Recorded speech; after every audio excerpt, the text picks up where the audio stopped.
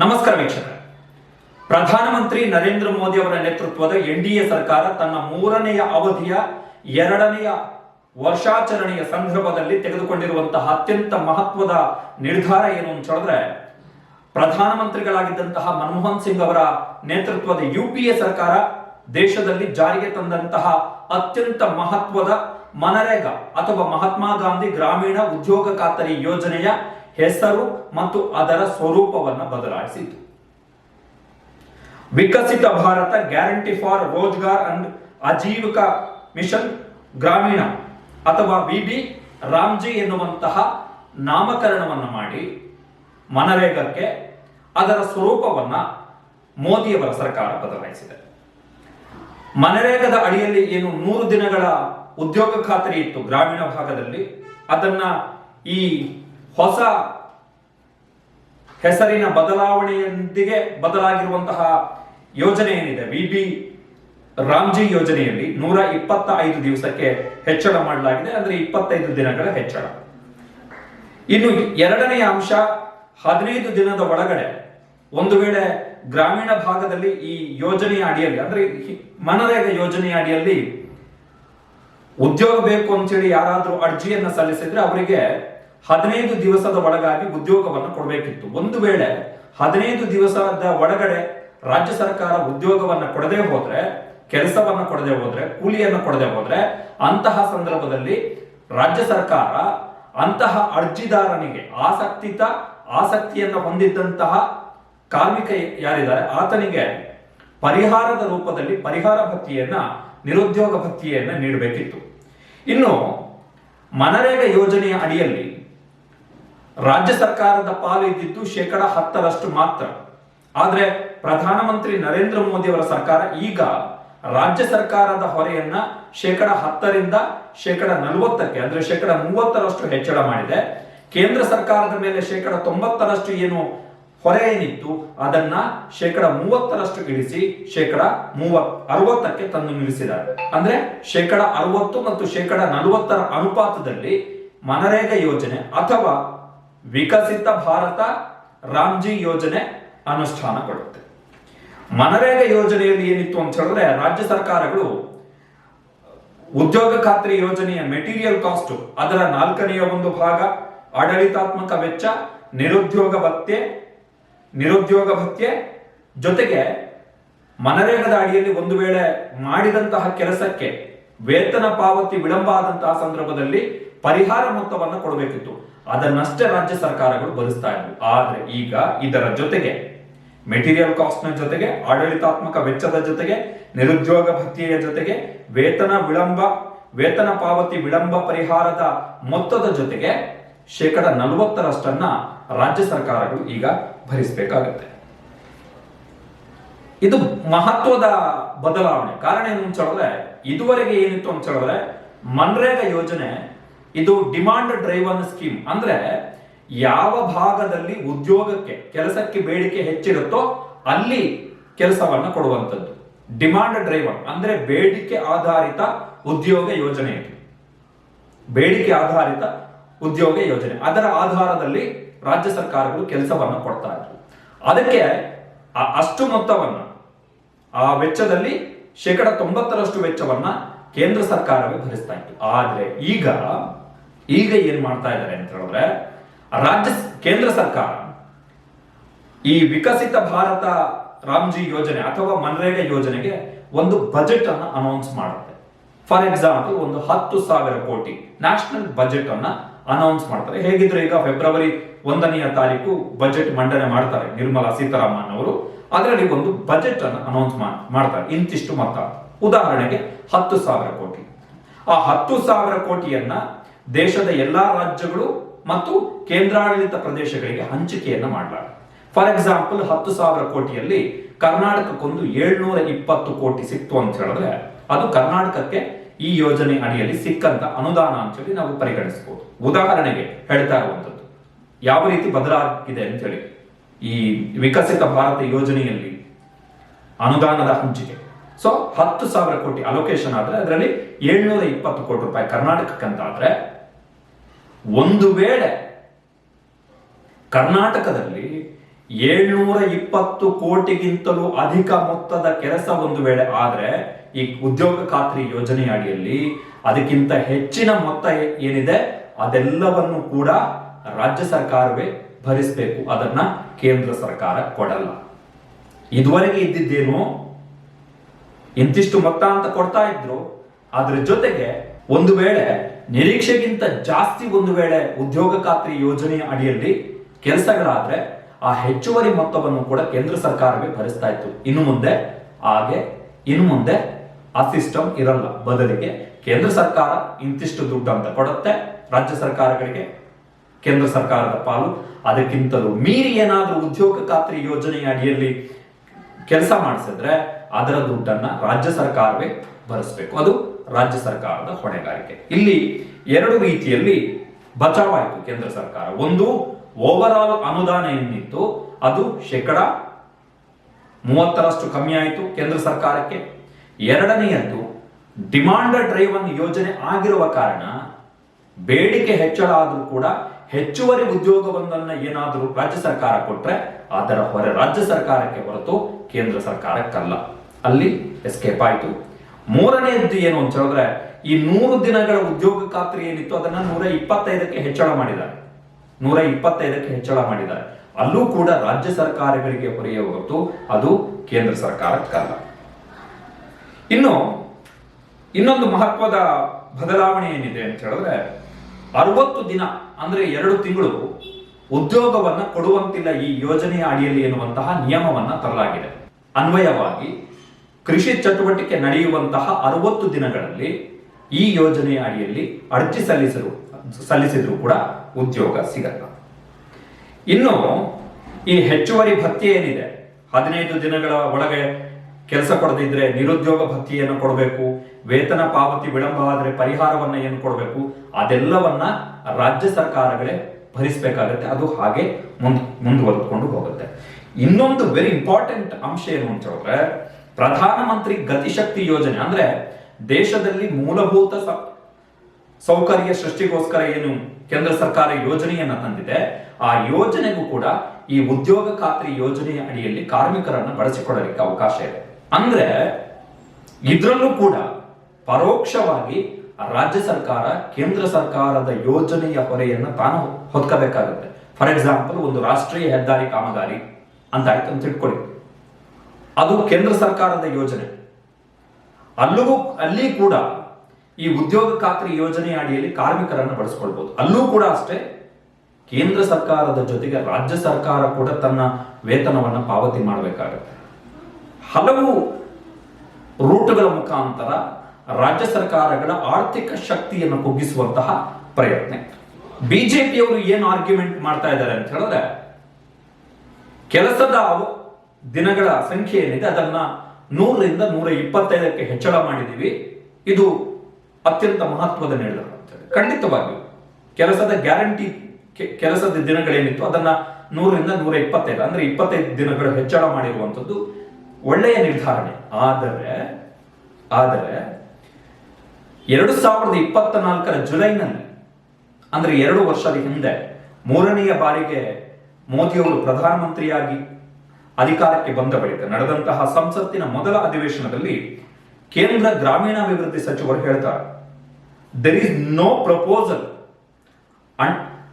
proposal under consideration to increase minimum guaranteed days ಅಂತ.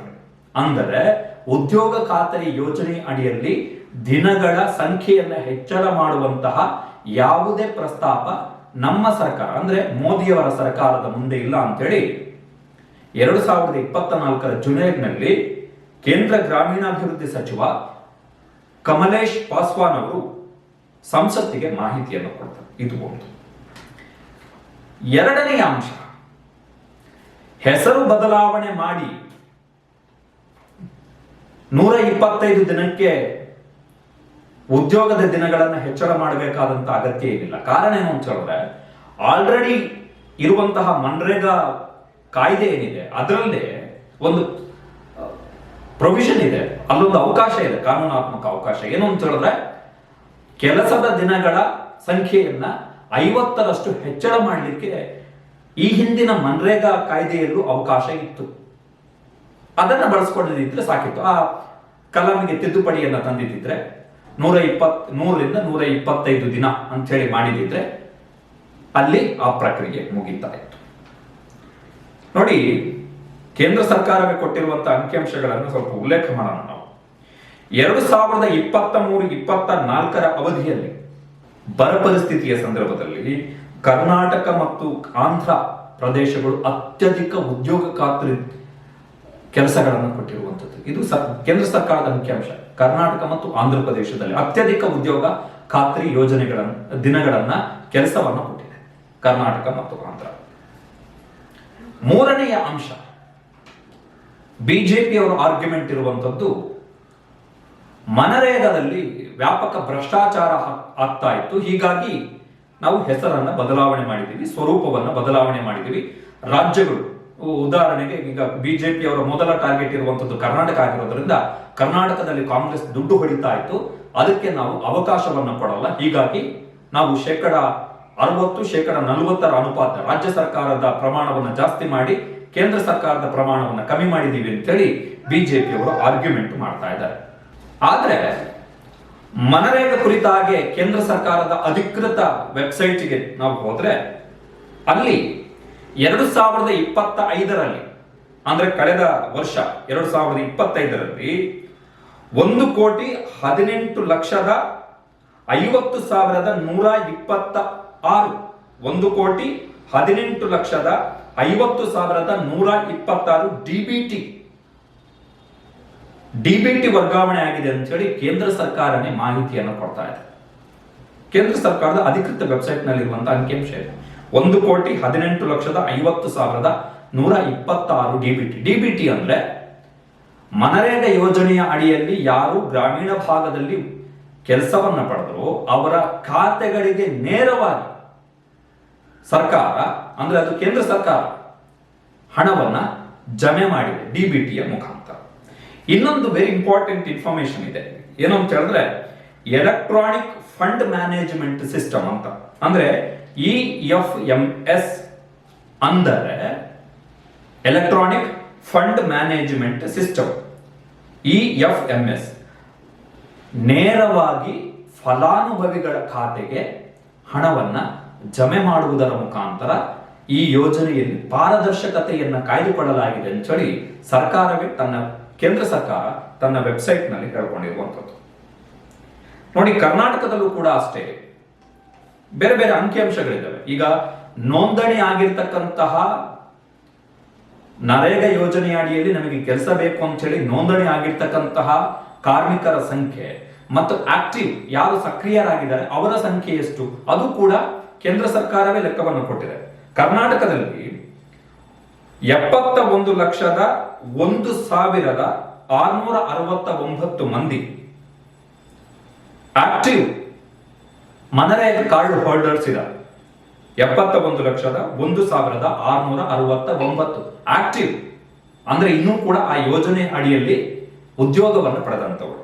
ಕರ್ನಾಟಕದಲ್ಲಿ ಈ ಯೋಜನೆಯ ಅಡಿಯಲ್ಲಿ ನೋಂದಣಿಯಾದವರ ಸಂಖ್ಯೆ ಎಷ್ಟು ಅಂತ ಹೇಳಿದ್ರೆ 1,78,92,148. ಅದರಲ್ಲಿ 39.69% ಅಂದ್ರೆ 71 ಲಕ್ಷದಷ್ಟು ಮಂದಿ ಸಕ್ರಿಯ ಮನ್ರೇಗಾ ಉದ್ಯೋಗ ಕರ್ಮಿಗಳಿದ್ದಾರೆ, ಕೂಲಿ ಕಾರ್ಮಿಕರಿದ್ದಾರೆ. ಇನ್ನು ಬಿಜೆಪಿ ಅವರ ಆಪಾದನೆ ಆಲ್ರೆಡಿ ಹೇಳಿದ್ವಿ, ಏನು ಅಂತ ಹೇಳಿದ್ರೆ ಭ್ರಷ್ಟಾಚಾರವನ್ನ ಮಟ್ಟ ಹಾಕ್ಲಿಕ್ಕೆ ನಾವು ಈ ತಿದ್ದುಪಡಿಯನ್ನ ತರ್ತಾ ಇದ್ದೀವಿ ಅಂತ ಹೇಳಿ. ಬಹುಶಃ ತುಂಬಾ ಜನಕ್ಕೆ ಇದು ಗೊತ್ತಿರಲಿಕ್ಕಿಲ್ಲ. ಇಡೀ ದೇಶದಲ್ಲಿ ಮನರೇಗಾ ಯೋಜನೆಯ ದುಡ್ಡನ್ನ ದುರ್ಬಳಕೆ ಮಾಡಿಕೊಂಡು ಅದರ ಫಂಡ್ ಅನ್ನ ಬೋಗಸ್ ಡಾಕ್ಯುಮೆಂಟ್ಗಳನ್ನು ಕ್ರಿಯೇಟ್ ಮಾಡಿ, ಬೋಗಸ್ ಫಲಾನುಭವಿಗಳನ್ನು ಕ್ರಿಯೇಟ್ ಮಾಡಿ ಲೂಟಿ ಮಾಡಿದಂತಹ ಪ್ರಕರಣಕ್ಕೆ ಬಿಜೆಪಿ ಆಡಳಿತ ಇರುವಂತಹ ಒಂದು ರಾಜ್ಯದ ಮಂತ್ರಿಯ ಮಗ ಅರೆಸ್ಟ್ ಆಗಿದ್ದಾನೆ. ಬಿಜೆಪಿ ಆಡಳಿತ ಇರುವಂತಹ ಒಂದು ರಾಜ್ಯದ ಮಂತ್ರಿಯ ಮಗ, ಅದು ಕೂಡ ಕೃಷಿ ಮತ್ತು ಗ್ರಾಮೀಣಾಭಿವೃದ್ಧಿ ಸಚಿವಾಲಯದ ಮಂತ್ರಿ ಆತ. ಆ ರಾಜ್ಯ ಬೇರೆ ಯಾವುದೂ ಅಲ್ಲ. ಇದು ಇನ್ನೊಂದು ಅಚ್ಚರಿ. ಆ ರಾಜ್ಯ ಯಾವುದು ಅಂತ ಹೇಳಿದ್ರೆ ಪ್ರಧಾನಮಂತ್ರಿ ನರೇಂದ್ರ ಮೋದಿ ಮತ್ತು ಕೇಂದ್ರ ಗೃಹ ಸಚಿವರು ಮತ್ತು ಸಹಕಾರ ಸಚಿವರು ಆಗಿರುವಂತಹ ಅಮಿತ್ ಶಾ ಅವರು ಪ್ರತಿನಿಧಿಸ್ತಾ ಇರುವಂತಹ ಗುಜರಾತ್ನ ಕೃಷಿ ಮತ್ತು ಗ್ರಾಮೀಣಾಭಿವೃದ್ಧಿ ಮಂತ್ರಿ ಬಚು ಕಬಾದ್ ಅವರ ಮಗ ಬಲ್ವಂತ್ ಕಬಾದ್ ಆತನನ್ನ ಕಳೆದ ವರ್ಷದ ಮೇ ತಿಂಗಳಲ್ಲಿ ಅರೆಸ್ಟ್ ಮಾಡಲಾಗಿದೆ. ಕಾರಣ ಏನು? ಉದ್ಯೋಗ ಖಾತ್ರಿ ಅಥವಾ ಮನ್ರೇಗಾ ಯೋಜನೆಯ ಅಡಿಯಲ್ಲಿ ಸುಮಾರು 71 ಕೋಟಿ ರೂಪಾಯಿ ಮೊತ್ತದಷ್ಟು ಫಂಡ್ ಅನ್ನ ಲೂಟಿ ಮಾಡಿದ್ದ ಕಾರಣಕ್ಕೋಸ್ಕರ. ಅದರ ಮೊತ್ತ ಸುಮಾರು 100 ಕೋಟಿ ಇದೆ ಎನ್ನುವಂಥದ್ದು ಲೆಕ್ಕಾಚಾರ. ಹೇಗೆ ಅಂತ ಹೇಳಿದ್ರೆ, ಬಿಜೆಪಿಯ ಮುಖಂಡರು, ಅವರ ಕಡೆಯವರು, ಮಂತ್ರಿಯ ಮಗನ ಕಡೆಯವರು ಪಾಲುದಾರಿಕೆಯನ್ನು ಹೊಂದಿರುವಂತಹ ಏಜೆನ್ಸಿಗಳ ಮುಖಾಂತರ ಫೇಕ್ ಫಲಾನುಭವಿಗಳನ್ನು ಸೃಷ್ಟಿ ಮಾಡಿ ಅವರ ಖಾತೆಗಳಿಗೆ ವರ್ಗಾವಣೆ ಮಾಡಿಸಿ, ಹಣವನ್ನು ಮಾಡಿಸಿ ಇವರು ಲೂಟಿಯನ್ನು ಹೊಡೆದಿರುವಂಥದ್ದು. ಇದು ಒಂದು ಇಂಗ್ಲಿಷ್ ಪತ್ರಿಕೆಯಲ್ಲಿ ವರದಿ ಆದ ಬಳಿಕ ಗುಜರಾತ್ನ ಸರ್ಕಾರ ತನಿಖೆಗೆ ಆದೇಶವನ್ನು ಕೊಟ್ಟು, ಆ ತನಿಖೆಯ ಸಂದರ್ಭದಲ್ಲಿ ಗುಜರಾತ್ನ ಬಿಜೆಪಿ ಸರ್ಕಾರದ ಮಂತ್ರಿಯ ಮಗ ಅಕ್ರಮದಲ್ಲಿ ಭಾಗಿಯಾಗಿದ್ದೇನೆ ಅಂತ ಹೇಳಿ ಗೊತ್ತಾಗಿ ಆತನನ್ನ ಅರೆಸ್ಟ್ ಮಾಡ್ತಾರೆ.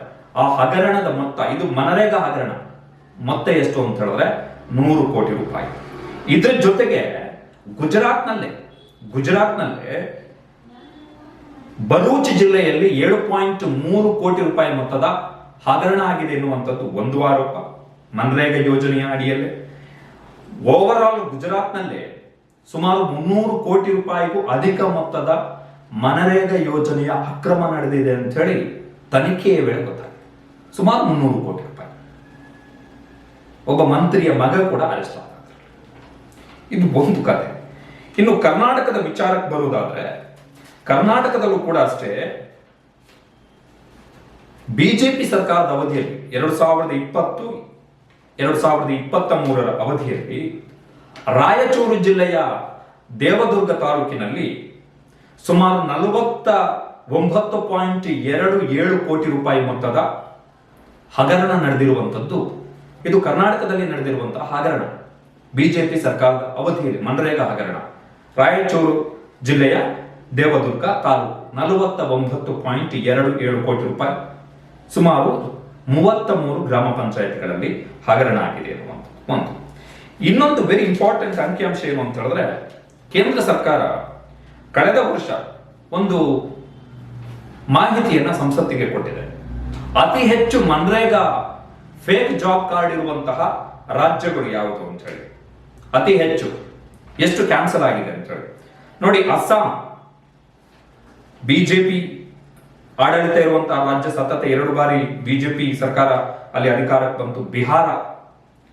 ಬಿಹಾರದಲ್ಲಿ ಎಷ್ಟು ಅಂದ್ರೆ ಸುಮಾರು 81,000 ಫೇಕ್ ಜಾಬ್ ಕಾರ್ಡ್ಗಳಿದ್ವು ಮನ್ರೇಗಾ ಯೋಜನೆಯ ಅಡಿಯಲ್ಲಿ. ಛತ್ತೀಸ್ಗಢ ಕಾಂಗ್ರೆಸ್ ಆಡಳಿತ ಇದ್ದಂತಹ ರಾಜ್ಯ. ಕರ್ನಾಟಕದಲ್ಲಿ ಬಿಜೆಪಿ ಸರ್ಕಾರದ ಅವಧಿಯಲ್ಲೂ ಕೂಡ 4,111 ಫೇಕ್ ಜಾಬ್ ಕಾರ್ಡ್ ಇತ್ತು ಬಿಜೆಪಿ ಸರ್ಕಾರದ ಅವಧಿಯಲ್ಲಿ. ಉತ್ತರ ಪ್ರದೇಶದಲ್ಲಿ ನೋಡಿ, ಅಲ್ಲೂ ಕೂಡ ಸತತ 2ನೇ ಬಾರಿ ಬಿಜೆಪಿ ಅಧಿಕಾರಕ್ಕೆ ಬಂದಿದೆ. ಅಲ್ಲಿ ಫೇಕ್ ಜಾಬ್ ಕಾರ್ಡ್ ಸಂಖ್ಯೆ 2022-23 ಅವಧಿಯಲ್ಲಿ, ಈ ನಂಬರ್ ಕೇಳಿದ್ರೆ ಶಾಕ್ ಆಗುತ್ತೆ, 2,99,354. 2,99,354. 2023-24 ಅವಧಿಯಲ್ಲಿ 1,47,397. ಇದು ಬಿಜೆಪಿ ಸರ್ಕಾರ ಇರ್ತಕ್ಕಂಥ ರಾಜ್ಯ.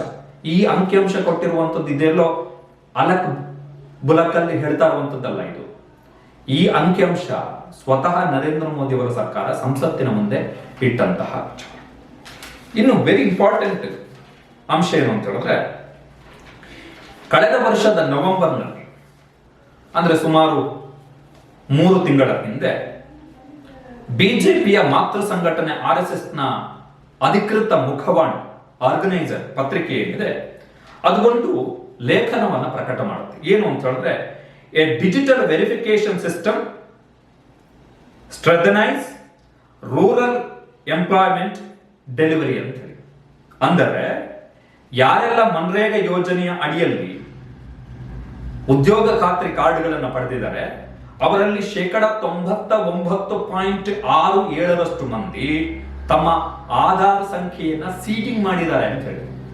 ಸೀಡಿಂಗ್ ಮಾಡಿದ್ದಾರೆ ಅಂತ ಹೇಳಿದ್ರೆ ತಮ್ಮ ಕಾರ್ಡಿನ ಜೊತೆಗೆ ಆಧಾರ್ ನಂಬರ್ ಅನ್ನು ಅಟ್ಯಾಚ್ ಮಾಡಿದ್ದಾರೆ. ಉದಾಹರಣೆಗೆ ಬ್ಯಾಂಕ್ ನಲ್ಲಿ ನಾವು ಹೇಗೆ ನಮ್ಮ ಬ್ಯಾಂಕ್ ಅಕೌಂಟಿಗೆ ಆಧಾರ್ ಅನ್ನ ಸೀಡಿಂಗ್ ಮಾಡ್ತೀವೋ, ಹೇಗೆ RTC ಗೆ ನಮ್ಮ ಆಧಾರ್ ಸಂಖ್ಯೆಯನ್ನ ಸೀಡಿಂಗ್ ಮಾಡ್ತೀವೋ, ಹೇಗೆ ಪ್ಯಾನ್ಗೆ ನಾವು ನಮ್ಮ ಆಧಾರ್ ಸಂಖ್ಯೆಯನ್ನ ಸೀಡಿಂಗ್ ಮಾಡಿದ್ವೋ, ಅದೇ ರೀತಿಯಲ್ಲಿ ಮನ್ರೇಗಾ ಯೋಜನೆಯ ಅಡಿಯಲ್ಲೂ ಕೂಡ ಯಾರು ನೋಂದಣಿ ಮಾಡ್ಕೊಂಡಿದ್ದಾರೆ ನಮಗೆ ಜಾಬ್ ಬೇಕು ಅಂತೇಳಿ ಅವರಲ್ಲಿ 99.67% ಮಂದಿ ತಮ್ಮ ಆಧಾರ್ ಸಂಖ್ಯೆಯನ್ನ, ಅಂದ್ರೆ 26 ಕೋಟಿ ಮಂದಿ ತಮ್ಮ ಆಧಾರ್ ಸಂಖ್ಯೆಯನ್ನ ಸೀಡಿಂಗ್ ಮಾಡಿದ್ದಾರೆ. ಹೀಗಾಗಿ ಮನರೇಗಾ ಯೋಜನೆಯ ಅಡಿಯಲ್ಲಿ ಅಕ್ರಮಗಳಿಗೆ ಅವಕಾಶ ಇಲ್ಲ ಆಗಿದೆ. ಮನರೇಗಾ ಯೋಜನೆಯ ಅಡಿಯಲ್ಲಿ ಅಕ್ರಮ ಕಮ್ಮಿ ಆಗಿದೆ, ಅಲ್ಲಿ ಟ್ರಾನ್ಸ್ಪರೆನ್ಸಿ ಬಂದಿದೆ, ಪಾರದರ್ಶಕತೆ ಇದೆ ಅಂತೇಳಿ RSS ಬಿಜೆಪಿಯ ಮಾತೃ ಸಂಘಟನೆ RSS ನ ಮುಖವಾಣಿ ಪತ್ರಿಕೆ ಆರ್ಗನೈಸರ್ 2025 ನವೆಂಬರ್ನಲ್ಲಿ ಲೇಖನವನ್ನ ಪ್ರಕಟ ಮಾಡಿತ್ತು. ಅದರ ಜೊತೆಗೆ DD ನ್ಯೂಸ್ ಕೂಡ ಅದೇ ಲೇಖನವನ್ನ ಪ್ರಕಟ ಮಾಡಿ ಅದೇ ರೀತಿಯಾದಂತಹ ಲೇಖನ. ಅಲ್ಲಿಗೆ ಬಿಜೆಪಿಯವರ ಆರ್ಗ್ಯುಮೆಂಟ್ ಏನಿದೆ, ಕಾಂಗ್ರೆಸ್ನ ಆಡಳಿತದಲ್ಲಿ ಮನರೇಗಾ ಯೋಜನೆಯಲ್ಲಿ ಭ್ರಷ್ಟಾಚಾರ ಆದ ಕಾರಣಕ್ಕೋಸ್ಕರ ನಾವು ಇದೆಲ್ಲ ಬದಲಾವಣೆಗಳನ್ನು ಮಾಡ್ತಾ ಇದ್ದೀವಿ ಅಂತ ಹೇಳಿದ್ರೆ ಅದು ಬೋಗಸ್ ಆರ್ಗ್ಯುಮೆಂಟ್. ಅದಕ್ಕೆ ಫಂಡಮೆಂಟಲ್ ಲಾಜಿಕ್ ಇಲ್ಲ. ಕಾರಣ ಏನು ಹೇಳಿದ್ರೆ, ನರೇಂದ್ರ ಮೋದಿ ಅವರ ರಾಜ್ಯದಲ್ಲೇ ಮನರೇಗಾ ಯೋಜನೆಯಲ್ಲಿ ಮಂತ್ರಿಯೊಬ್ಬನ ಮಗ ಅರೆಸ್ಟ್ ಆಗಿದ್ದಾನೆ. ಮಂತ್ರಿಯೊಬ್ಬನ ಮಗ ಮನ್ರೇಗಾ ಫ್ರಾಡ್ ಕೇಸ್ನಲ್ಲಿ.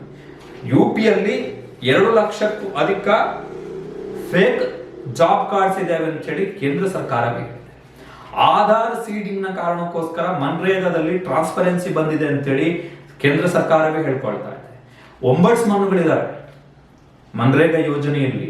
ಆ ಯೋಜನೆಯ ಆಡಿಟಿಂಗ್ ಅನ್ನ ಮಾಡಲಿಕ್ಕೆ ಒಂಬಡ್ಸ್ಮನ್ಗಳಿದ್ದಾರೆ. ಅವರು ರಿಪೋರ್ಟ್ ಅನ್ನ ಕೊಡ್ಬೇಕು. ಇಷ್ಟೆಲ್ಲ ವ್ಯವಸ್ಥೆಗಳಿದಾವೆ ಅದರಲ್ಲಿ. ಸೋಷಿಯಲ್ ಆಡಿಟಿಂಗ್ ಅವಕಾಶ ಇದೆ. ನೀವು ಮನ್ರೇಗಾ ವೆಬ್ಸೈಟ್ ಹೋದ್ರೆ ಅವರು ಹಾಕೊಂಡಿದ್ದಾರೆ ಕೇಂದ್ರ ಸರ್ಕಾರದವರು, ಸೋಷಿಯಲ್ ಆಡಿಟಿಂಗ್ ನ ಕಾರಣಕ್ಕೋಸ್ಕರ ಟ್ರಾನ್ಸ್ಪರೆನ್ಸಿ ಬಂದಿದೆ ಅಂತ ಹೇಳಿ. ಹಾಗಾದ್ರೆ ಅದು ಸುಳ್ಳು ಆಗತ್ತೆ. DBT ಎಲ್ರಿಗೂ ಗೊತ್ತಿರುತ್ತೆ, ಡೈರೆಕ್ಟ್ ಬ್ಯಾಂಕ್ ಅಕೌಂಟಿಗೆ ದುಡ್ಡು ಹಾಕುವುದರ ಮುಖಾಂತರ ವಿಶ್ವದಲ್ಲೇ ಅತ್ಯಂತ ದೊಡ್ಡ DBT ವರ್ಗಾವಣೆ. ಇದು ಟ್ರಾನ್ಸ್ಪರೆನ್ಸಿ ಬಂದಿದೆ ಅಂತ ಹೇಳಿ ಇವರೇ ಹೇಳ್ತಾ ಇದ್ದಿದ್ದು. ಈಗಲೂ ಅದನ್ನೇ ಹೇಳ್ತಾರೆ ಬಿಜೆಪಿಯವರು. ಹಾಗಾದ್ರೆ ಸತ್ಯಾಂಶ ಇಲ್ಲಿ ಈ ಹೆಸರು ಬದಲಾವಣೆಯ ಉದ್ದೇಶ ಒಂದೇ. ಕಾರಣ ಏನು ಅಂತ ಹೇಳಿದ್ರೆ, ಕಳೆದ 12 ವರ್ಷಗಳಲ್ಲಿ ದೇಶದಲ್ಲಿ ಆಡಳಿತ ಇರತಕ್ಕಂತಹ ನರೇಂದ್ರ ಮೋದಿ ಅವರ ಸರ್ಕಾರಕ್ಕೆ ಒಂದೇ ಒಂದು ಚಾರಿತ್ರಿಕ ಯೋಜನೆಯನ್ನ ಜಾರಿಗೆ ತರಲಿಕ್ಕೆ ಸಾಧ್ಯ ಆಗಲಿಲ್ಲ. ಒಂದೇ ಒಂದು ಚಾರಿತ್ರಿಕ ಯೋಜನೆಗಳನ್ನ ಜಾರಿಗೆ ತರಲಿಕ್ಕೆ ಸಾಧ್ಯ ಆಗಲಿಲ್ಲ. ಆಹಾರ ಭದ್ರತೆ, ಅದು ಕೂಡ ಒರಿಜಿನೇಟೆಡ್ ವಯಾ UPA. ಒಂದೇ ಭಾರತ್ ಎಕ್ಸ್ಪ್ರೆಸ್ ರೈಲುಗಳು ಕಮ್ಮಿ ಆಗ್ತಿದೆ, ಒಂದೇ ಭಾರತ್ ಬರ್ತಾ ಇದೆ. ಅಂದ್ರೆ ಈ ಹಿಂದೆ ಎಕ್ಸ್ಪ್ರೆಸ್ ರೈಲು. ಮೇಕ್ ಇನ್ ಇಂಡಿಯಾ ಅಂತಿತ್ತು, ಅದನ್ನ ಮೇಡ್ ಇನ್ ಇಂಡಿಯಾ ಅಂತ ಮಾಡಿದ್ರು. ಅದಾದ ಬಳಿಕ ಅದನ್ನ ಆತ್ಮ ನಿರ್ಭರ ಅಂತ ಮಾಡಿದ್ರು. ಮನ್ರೇಗಾ ಯೋಜನೆ ಕೂಡ ಅಷ್ಟೇ. ಯಾವ ನರೇಂದ್ರ ಮೋದಿ ಅವರು ಈ ಯೋಜನೆಯ ಬಗ್ಗೆ ಲೋಕಸಭೆಯಲ್ಲಿ ನಿಂತ್ಕೊಂಡು ಟೀಕೆಯನ್ನ ಮಾಡಿದ್ರು, ಅದೇ ನರೇಂದ್ರ ಮೋದಿ ಅವರು ಆ ಯೋಜನೆಯ ಹೆಸರನ್ನ ಬದಲಾವಣೆ ಮಾಡಿ ಹೊಸ ರೂಪದಲ್ಲಿ ಜಾರಿಗೆ ತರ್ತಾರೆ. ಅಂದ್ರೆ ಇದು ಇವರ ಸ್ವಂತ ಯೋಜನೆ ಅಲ್ಲ, ಇವರ ಸ್ವಂತ ಆಲೋಚನೆಯಿಂದ ಬಂದಂತಹ ಯೋಜನೆ ಅಲ್ಲ. ಇವರಿಗೆ ಇರತಕ್ಕಂಥ ಆತಂಕ ಏನು ಅಂತ ಹೇಳಿದ್ರೆ, ಒಂದು ವೇಳೆ ಈ ಯೋಜನೆಯ ಹೆಸರನ್ನ ಬದಲಾವಣೆ ಮಾಡದೆ ಹೋದ್ರೆ ನಮಗೆ ಕ್ರೆಡಿಟ್ ಸಿಗಲ್ಲ ಅಂತ ಹೇಳಿ. ಈಗ ಫಾರ್ ಎಕ್ಸಾಂಪಲ್ ಮನ್ರೇಗಾ ಅಂದ ತಕ್ಷಣ ನೆನಪಾಗುವಂಥದ್ದು ಪ್ರಧಾನಮಂತ್ರಿಗಳಾಗಿದ್ದಂತಹ ಮನಮೋಹನ್ ಸಿಂಗ್ ಅವರು. UPA ಸರ್ಕಾರದ ಯೋಜನೆ ಅಂತಾನೆ ಜನ ಹೇಳುವಂಥದ್ದು. ಈಗ VB ರಾಮ್ಜಿ, ವಿಕಸಿತ ಭಾರತ ಅಂತ ಹೇಳಿ ಒಂದು ಹೆಸರು ಚೇಂಜ್ ಮಾಡಿದ ತಕ್ಷಣ ಈಗ ಎಲ್ಲಾ ಪೋಸ್ಟರ್ಗಳಲ್ಲೂ ಕೂಡ VB ರಾಮ್ಜಿ ಅಂತ ಬರುತ್ತೆ. VB ರಾಮ್ಜಿ ಅಂದ್ರೆ ಯಾರು ತಂದಂತ ಯೋಜನೆ? ನರೇಂದ್ರ ಮೋದಿ ಅವರ ಯೋಜನೆ ಅಂತ ಆಗುತ್ತೆ. ಅಂದರೆ ಲೆಗಸಿಯ ಸಮಸ್ಯೆ ಬಿಜೆಪಿಗೆ ಕಾಡ್ತಾ ಇರುವಂತದ್ದು. ಮೋದಿ ಅವರಿಗೆ ಇಂಥದ್ದೊಂದು ಕೀಳರಿಮೆ ಕಾಡ್ತಾ ಇದೆ, ಇನ್ಫೀರಿಯರಿಟಿ ಕಾಂಪ್ಲೆಕ್ಸ್. ಅದು ಕೀಳರಿಮೆಯ ಭಾವನೆ. ಆ ಕಾರಣಕ್ಕೋಸ್ಕರ ಮನರೇಗಾದ ಹೆಸರನ್ನೇ ಚೇಂಜ್ ಮಾಡಿಬಿಟ್ರೆ ಆ ಲೆಗಸಿ ಅಲ್ಲಿ ಡಿಸ್ಕಂಟಿನ್ಯೂ ಆಗುತ್ತೆ, ಮುಗ್ದೋಗ್ಬಿಡುತ್ತೆ, ಹೊಸದಾಗಿ ಬರುತ್ತೆ VB ರಾಮ್ಜಿ. ಬಟ್ ಯೋಜನೆಯ ಉದ್ದೇಶ ಸ್ವರೂಪಗಳು ಏನು? ಅದೇ ಉದ್ಯೋಗ ಖಾತ್ರಿ. ಉದ್ದೇಶ ಅದೇ ಉದ್ಯೋಗ ಖಾತ್ರಿ. ಸೊ ಈ ಕೀಳರಿಮೆಯ ಕಾರಣಕ್ಕೋಸ್ಕರ ಲೆಗಸಿಯ ಆತಂಕ. 12 ವರ್ಷಗಳಲ್ಲಿ ಯಾವುದೇ ಮಹತ್ವದ ಚಾರಿತ್ರಿಕ ಬದಲಾವಣೆಗಳನ್ನು ತರುವಂತಹ ಯಾವುದೇ ಯೋಜನೆಯನ್ನ ಜಾರಿಗೆ ತರದಂತಹ ನರೇಂದ್ರ ಮೋದಿಯವರ ಸರ್ಕಾರ UPA ಸರ್ಕಾರದ ಹೆಸರನ್ನ ಬದಲಾವಣೆ ಮಾಡಿ ಈಗ ಅದರ ಆ ಲೆಗಸಿಯನ್ನ ತನ್ನದು ಅಂತ ಹೇಳಿಕೊಳ್ಳಲಿಕ್ಕೆ ಇಟ್ಟಿರುವಂತಹ ಹೆಜ್ಜೆ ಅಷ್ಟೇ. ಎರಡನೆಯದ್ದು ಹೊರೆ ಕಮ್ಮಿ ಮಾಡಿಕೊಳ್ಳುವಂಥದ್ದು. ಹೆಸರು ಮಾತ್ರ ಮೋದಿ ಅವರಿಗೆ. ಈಗ ಗತಿಶಕ್ತಿ ಯೋಜನೆ ಅಡಿಯಲ್ಲೂ ಕೂಡ ಈಗ ನಾವು ಕೆಲಸ ಕೊಡಬೇಕು, ಉದ್ಯೋಗ ಅಲ್ಲೂ ಕೂಡ ರಾಜ್ಯಗಳು ಫಂಡ್ ಮಾಡಬೇಕು. ನೋಡಿ, ಇವತ್ತಿನ ವಿಡಿಯೋದಲ್ಲಿ ಬೆಳಿಗ್ಗೆ ಹಾಕಿದಂತ ವಿಡಿಯೋದಲ್ಲಿ ಹೇಳಿದ್ವಿ, ಆಂಧ್ರ ಪ್ರದೇಶ ಯಾಕೆ ವಿರೋಧವನ್ನು ವ್ಯಕ್ತ, ಅಲ್ಲಿ 22 ಲಕ್ಷ ಉದ್ಯೋಗದ ದಿನಗಳನ್ನೆಲ್ಲ ಕೊಟ್ಟಿದ್ದಾರೆ ಅವರು. ಅವರಿಗೆ ಹೆವಿ ಬರ್ಡನ್ ಆಗುತ್ತೆ. ಬರೀ ಆಂಧ್ರ ಪ್ರದೇಶ ಅಲ್ಲ, ಮಹಾರಾಷ್ಟ್ರ, ಆಂಧ್ರ ಪ್ರದೇಶ, ತಮಿಳುನಾಡು, BJP ಆಡಳಿತ ಇರತಕ್ಕಂತಹ ಗುಜರಾತು, ಮಹಾರಾಷ್ಟ್ರ, ಬೇರೆ ರಾಜ್ಯಗಳಲ್ಲೂ, ಈ ಉತ್ತರ ಪ್ರದೇಶ ಅಲ್ಲೂ ಕೂಡ ಹೊರೆ ಆಗುತ್ತೆ. ಬಟ್ ಅವರು ಹೇಳ್ಕೊಳಂಗಿಲ್ಲ. ಆಂಧ್ರ ಪ್ರದೇಶದವರು ಹೇಳಿದ್ದಾರೆ, ಉಳಿದ BJP ರಾಜ್ಯಗಳು ಹೇಳಿಕೊಳ್ಳುವಂತಿಲ್ಲ. ಕಾರಣ ಏನು ಅಂತ ಹೇಳಿದ್ರೆ, ಸರ್ವೋಚ್ಚ ನಾಯಕ, ಪರಮೋಚ್ಚ ನಾಯಕ ಮಾಡಿರುವಂಥದ್ದಲ್ವ, ಹೇಳಿದ್ರೆ ಕುರ್ಚಿಗೆ ಸಮಸ್ಯೆ ಆಗುತ್ತೆ. ಸೊ BJP ಆರ್ಗ್ಯುಮೆಂಟ್ ಏನಿದೆ, ಭ್ರಷ್ಟಾಚಾರ ನೀವು ಬದಲಾವಣೆ ಮಾಡೋದಾದ್ರೆ ಮನ್ರೇಗಾ ಯೋಜನೆಯಲ್ಲ ಬದಲಾವಣೆ ಮಾಡಬಹುದಿತ್ತು. 100ರಿಂದ 150 ದಿನ ಹೆಚ್ಚಳ ಮಾಡ್ಲಿಕ್ಕೆ ಅವಕಾಶ ಇದೆ, ಮನ್ರೇಗಾ ಕಾನೂನಿನಲ್ಲೇ ಅವಕಾಶ ಇದೆ. ಮತ್ತೆ ಈ ಹಿಂದೆ ಮಾಡಲಾಗಿತ್ತು. ಈಗ ಕೋವಿಡ್ ಟೈಮ್ನಲ್ಲಿ ಕೆಲಸದ ದಿನಗಳನ್ನು ಹೆಚ್ಚಳ ಮಾಡಲಾಗಿತ್ತು, ಬರದ ಸಂದರ್ಭದಲ್ಲಿ ಕೆಲಸದ ದಿನಗಳನ್ನು ಹೆಚ್ಚಳ ಮಾಡಲಾಗಿತ್ತು, ಅವಕಾಶ ಇದೆ. ಅದಕ್ಕೆ ನೀವು ಹೆಸರು ಬದಲಾವಣೆ ಮಾಡಬೇಕಾದಂತ ಅಗತ್ಯ ಏನಿಲ್ಲ. ಬಟ್ ಕೀಳರಿಮೆ ಕಾಡ್ತಾ ಇದೆ ಮೋದಿಯವರಿಗೆ, ಸ್ವತಃ ಮೋದಿಯವರಿಗೆ. ಕ್ರಾಂತಿಕಾರಿಕ ಯಾವುದೇ ನಿರ್ಧಾರಗಳಿಲ್ಲ. ಈಗ ಜನಧನ್ ಅಂತ ಬಂತು, ಅದು ಏನಾಯ್ತು ಅಂತ BJPಯವರೇ ಮಾತಾಡೋದನ್ನ ಬಿಟ್ಬಿಟ್ಟಿದ್ದಾರೆ.